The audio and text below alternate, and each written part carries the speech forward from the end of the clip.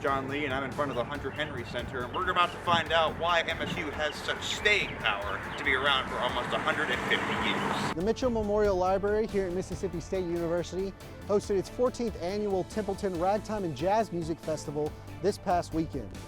I'm Hudson Coombs, and musicians travel from around the globe each year to take part in this unique festival. Find out what you can do to fight the battle against poor Wi-Fi connection on campus.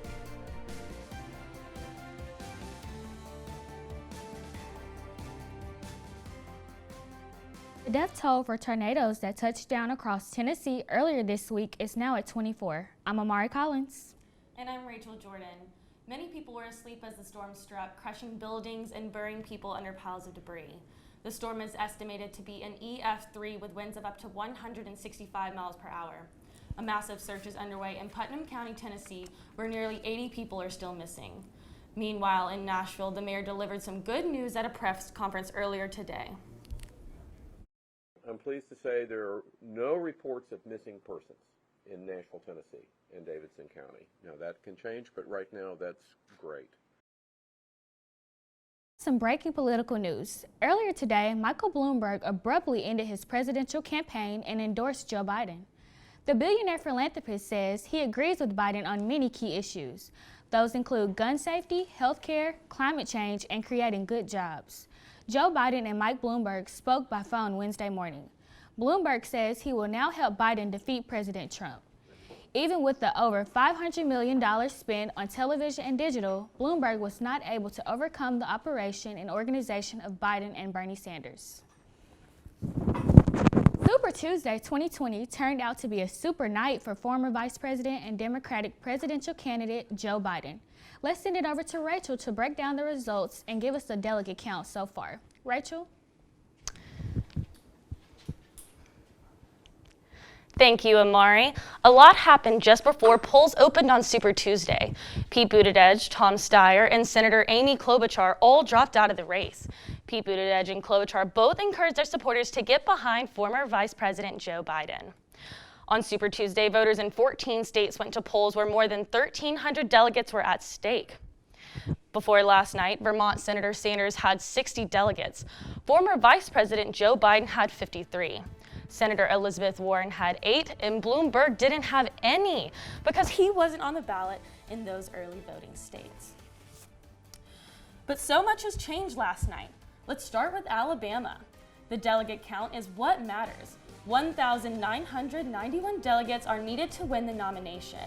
In Alabama last night, Joe Biden picked up 25 and Sanders just 3. On to Arkansas. Joe Biden, the winner there too, picking up 12 delegates. Bloomberg gets 2 from that state. And in delegate-rich California, Sanders has a much better night. He gets 87 delegates, Biden gets 54, and Warren only gets 1. Moving on to Colorado, Bernie Sanders picks up 13, Biden and Bloomberg get 5, and Warren gets 3. Bernie Sanders wins the state of Colorado. And it's a tie in Maine, where Sanders and Biden both get 7 delegates. In Massachusetts, a big blow to Senator Warren, who lost in her own state. Joe Biden is the winner there with 32 delegates. Sanders gets 27, and Elizabeth Warren only gets 17. In Minnesota, this is Senator Klobuchar's home state. Remember, she endorsed Joe Biden just before the election, and that may have really helped Biden there as he wins 36 delegates from that state. Sanders gets 26, Warren with 5. It's another win for Biden in North Carolina. He gets 35 delegates, and Sanders only gets 15. In Oklahoma, Sanders gets 11 delegates.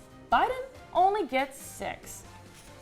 Now moving on to Tennessee, Joe Biden wins big with 21 delegates, and Sanders gets 10.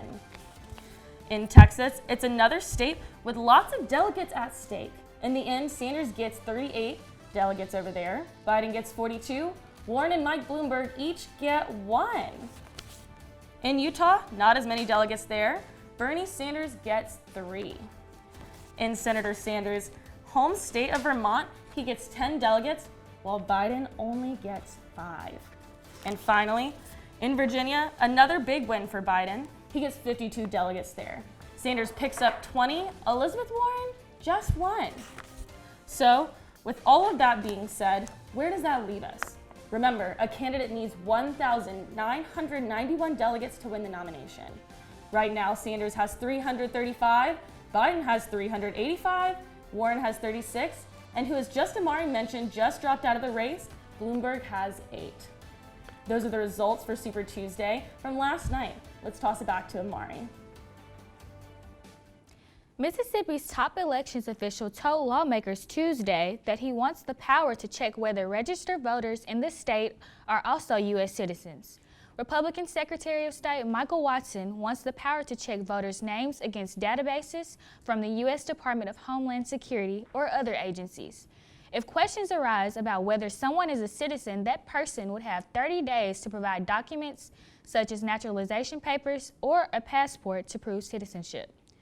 Democratic Senator David Blunt of Jackson called it, quote, the most radical, dangerous, shameful piece of election legislation since he joined the Senate. The bill passed a committee and goes to the full Republican-controlled Senate for more debate. A federal judge ruled in 2018 that Kansas cannot require people to prove their U.S. citizenship when they register to vote. Former Vice President Joe Biden is scheduled to attend a Sunday service at New Hope Baptist Church in Jackson. A communications director for the church told the Clarion Ledger she expects to get an itinerary from the Biden campaign by Thursday, though Biden is expected to arrive in time for the 9:30 service, if not earlier. It's unclear whether Biden will speak during the service.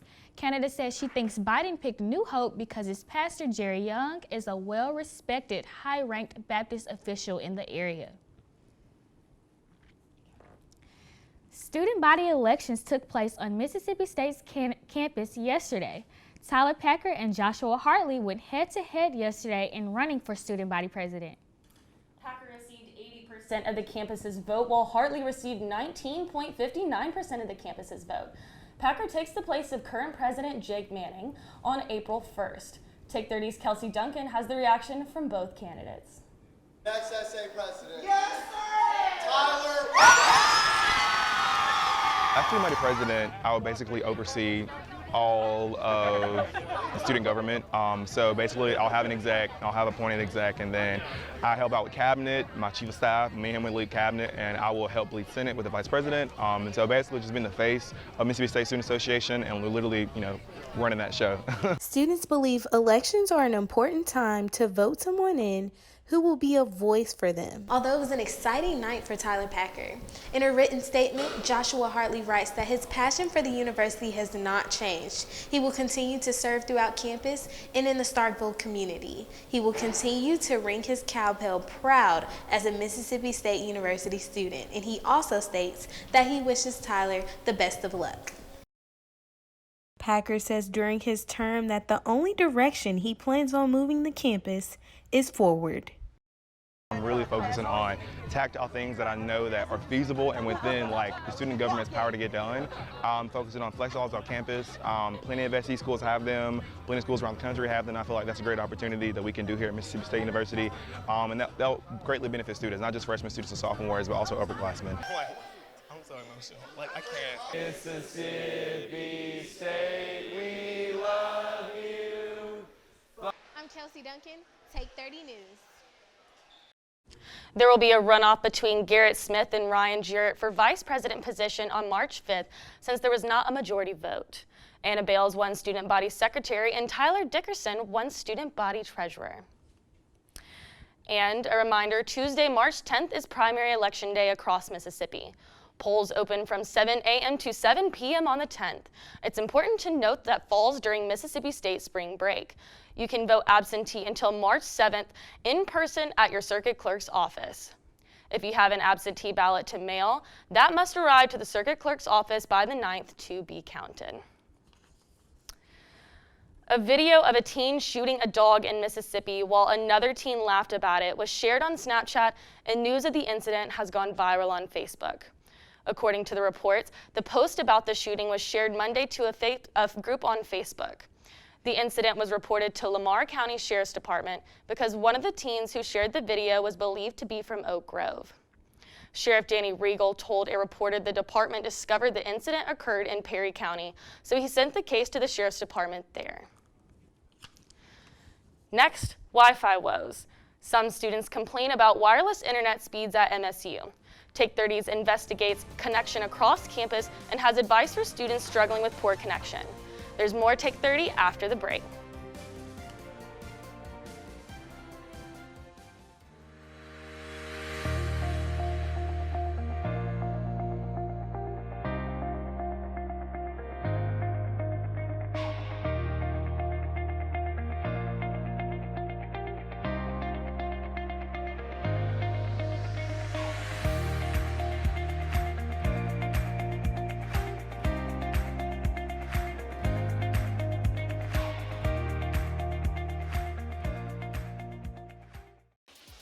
This is the best thing going at Mississippi State right now.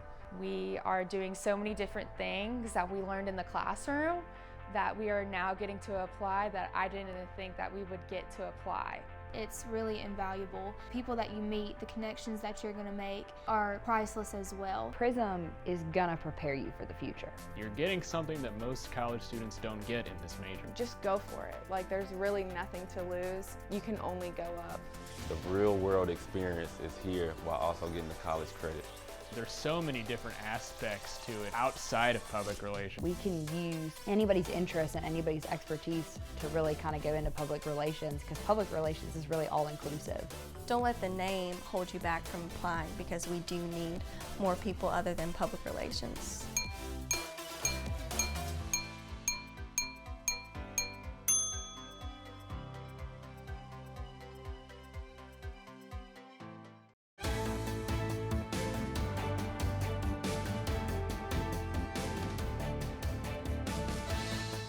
To the Wi-Fi? If you are and you're having issues with it, then you're not alone. Take 30 reporter Rachel Jordan investigated the Wi-Fi speeds and connectivity issues across campus this week. Rachel joins us live in the DMC with those results. Rachel?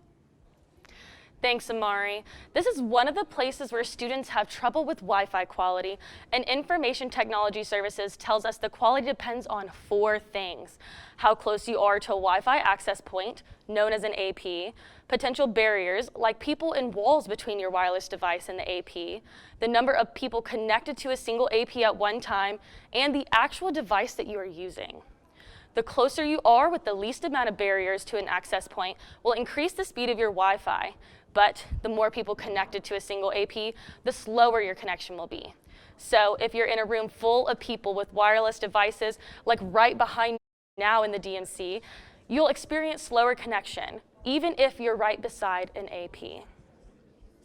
Improving Wi-Fi is a continuous process, and it's a high priority for us because we know that you guys live and die by the quality of it. But just how strong is the Wi-Fi in some of the most popular places on campus? I launched some Wi-Fi speed test apps to find out in a residence hall, the Union, McCool Hall, and even in the library at 9 a.m., 12 p.m., and 9 p.m. on different days of the week. So if you're far away from the AP, you get less performance than if you would if you're closer. Each of my devices were the same distance from the Wi-Fi access point in the rooms, yet I still got varying results on all of my devices. All different devices, they have different sizes, antennas, different chipsets, so you tend to get better performance out of newer technology than older technology. The more APs in a room, the better Wi-Fi connection you have. We know we have coverage gaps, but there's only so much money to go around, and it's really focused against the academic spaces. The best Wi-Fi performance was 9 p.m. in McCool Hall.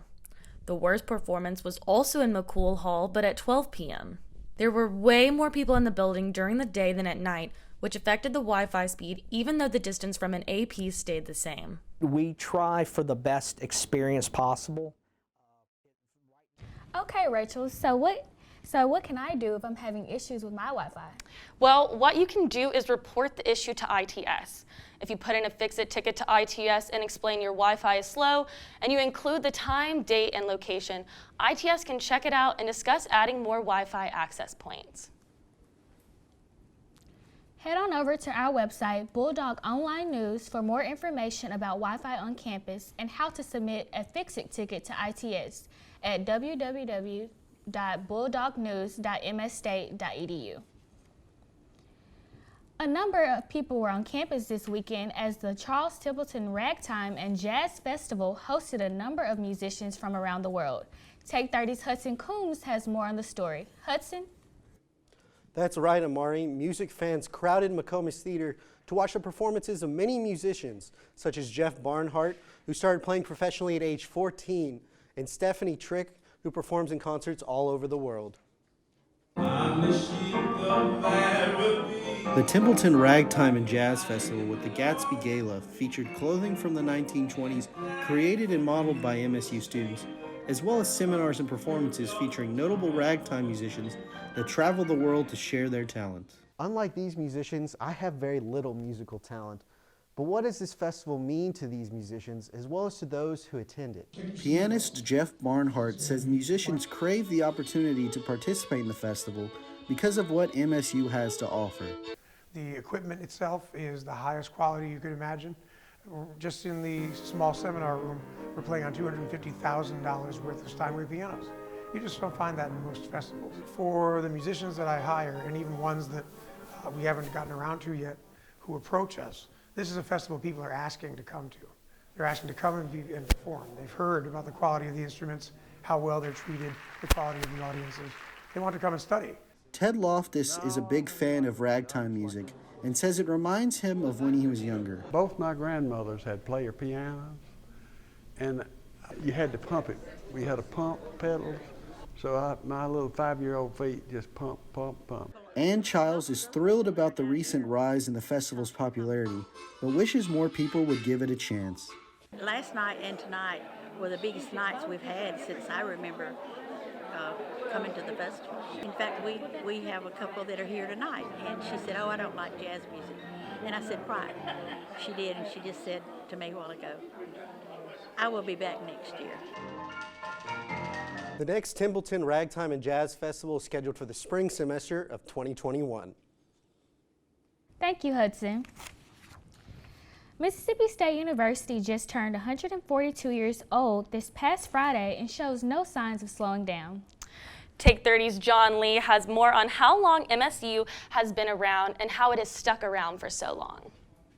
It is the Agricultural and Mechanical College of the state of Mississippi, one of the national land grant entries created by Congress through the 1862 Morrill Act. I spoke with Orly Harden, Assistant Director of Alumni Engagement and Recruitment Programs at the Alumni Association, who was overseeing the celebration and had good things to say about the event's performance. It's an opportunity for us to have the students, faculty, staff, community come and celebrate our birthday. Mississippi State, while being founded on February 28, 1878, didn't start accepting students until 1880, and now, 140 years later, students are still being accepted and graduating with degrees. We've got a rich history, tradition of just being salt of the earth kind of people. Our past is a part of our future in terms of, and I say that, but because we are the common folks, simple folks, you know, we love on each other like family, and that family atmosphere is probably what keeps this thing lively every year. MSU is now 142 years old, and this party raging behind me shows just how much of an impact it's had on the student body and faculty. With another birthday in the bag, Mississippi State is still going, and 150 years isn't too far off. John Lee, Take 30 News. For more information about the Alumni Association, you can visit the Bulldog News website at www.bulldognews.msstate.edu. Now, it's time to take a look at what's trending. With more cases of the coronavirus now reported in the U.S., people are looking for ways to protect themselves. But your local store may not have what you want. Shelves are empty at stores nationwide, and if you're looking for hand sanitizer, you may be out of luck. Sales were already high because of the flu season, and now coronavirus fears are creating shortages. Manufacturers are ramping up production. Something else pharmacists say they can't keep on shelves: N95 masks. Federal health officials are telling consumers not to buy them, worried there won't be enough for emergency workers if the spread becomes too severe. But that isn't stopping people. Stores everywhere are out of masks. Disinfectant wipes are also a hot commodity. This is what it looks like when a frigid wind blows off the lake. This is Hamburg, New York, and these homes are along Lake Erie. John Cucko posted this video over the weekend showing what 48 hours of strong winds and freezing temperatures can do. After 25 years, Judge Judy is off the bench. Her show averages 10 million viewers a day, according to Variety. It's been called the biggest news in daytime television since Oprah stepped aside in 2011. But don't worry, Judy Scheindlin will have a new show called Judy Justice. There's no word yet on what the new show will look like. We have to take a break, but don't go anywhere. Take 30 Sports is up next.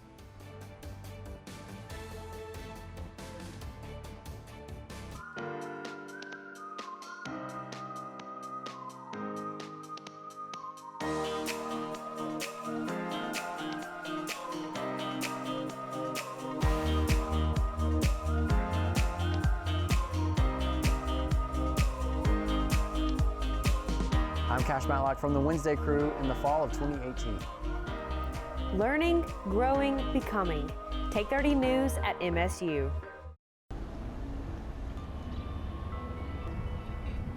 My name is Donovan Andrade. I graduated from a high school in the Middle East. I wanted to find the college that best suits home for me, and I found it here. Out of all of the universities, Mississippi State tops them all. MSU's theater program is unique to me because it's challenging, it's energetic, and it can also make you very open-minded to the world. Theater has its own community where you're never really alone. Everyone around you is family, and it felt like home. You hear about it most every week in the fall. Some player, somewhere, is fighting for his life after a head injury. Those are the days when the game stops being a game. So I started thinking about armors in nature. For example, rams are protected when they collide. Could that guiding principle be applied to football helmets? We're replicating this process with the hopes of reducing concussions. We're taking strides to save lives. Why do we do this? For the praise? To be esteemed as research pioneers? No, not at all. This is for them, the kids, and making sure the game keeps being a game.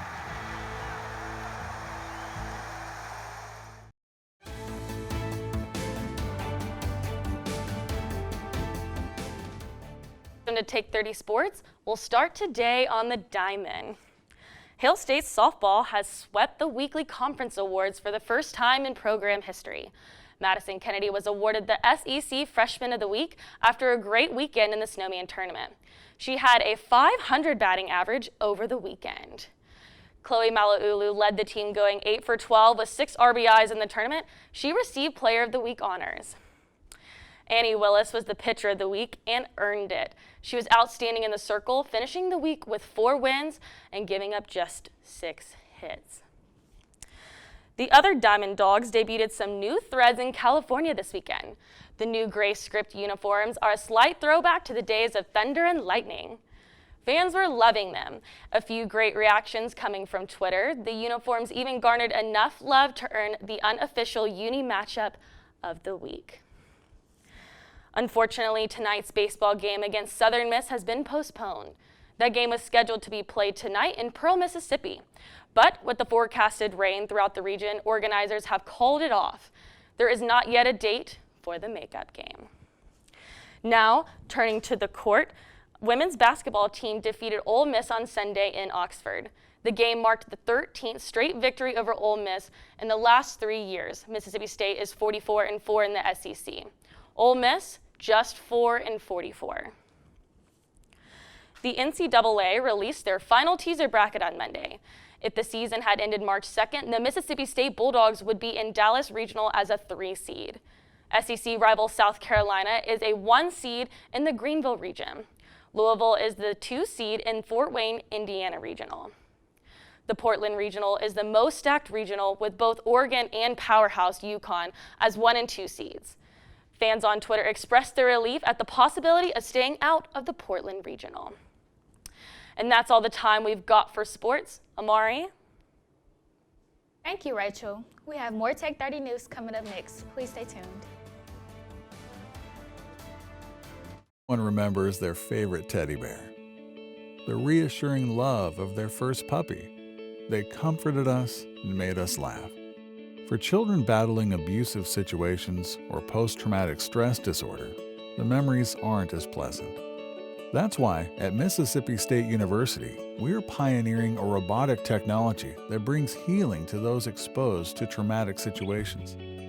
Known as Therabot, MSU's robotic beagle includes lifelike features that allow it to move in ways that are both natural and nurturing. Its ultimate goal? To bridge the gap between two types of effective therapy, using real animals and their plush counterparts for emotional assistance. At MSU, we're proud to be changing the game in therapeutic recovery, even prouder to be putting lives back together again.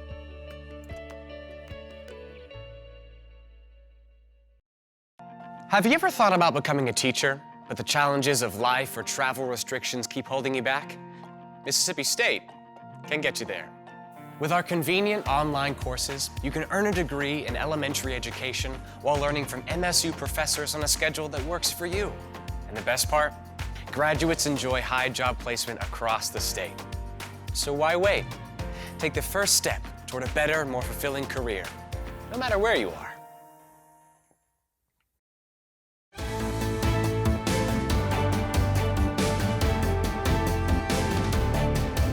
Time we have for tonight. Be sure to follow Tech 30 MSU on Facebook, Twitter, Instagram, and YouTube. You can catch the Thursday Crew tomorrow live at 4 on MSTV. And a programming note, there will not be a live Tech 30 broadcast next week. Thank you guys so much for watching, and we hope to see you guys after spring break.